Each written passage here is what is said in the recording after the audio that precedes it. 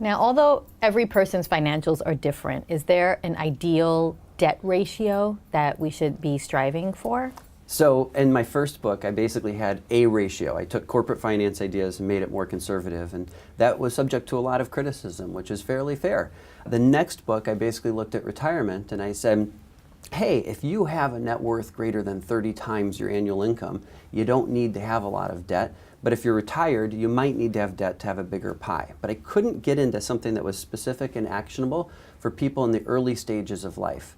So I went to the Museum of Science and Industry, and I ran into an exhibit on phi. Have you ever heard of this number before? No.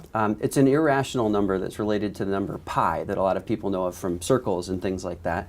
Well, phi is often called the divine ratio or God's ratio. Da Vinci was obsessed with it. If you've ever seen the Vitruvian Man, it's all about the proportions that we have.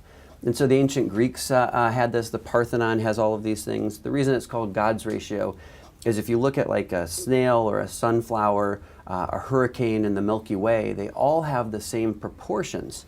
And so when I saw that exhibit, what I said is, how can we take this balance that we see in art and nature, Mozart, Beethoven, all apply it to their music, and apply it to our life? Phi is just one number. It's derived through something called the Fibonacci sequence. If you've ever seen the Da Vinci Code, it's in kind of part of the beginning, but that gives you a series of ratios.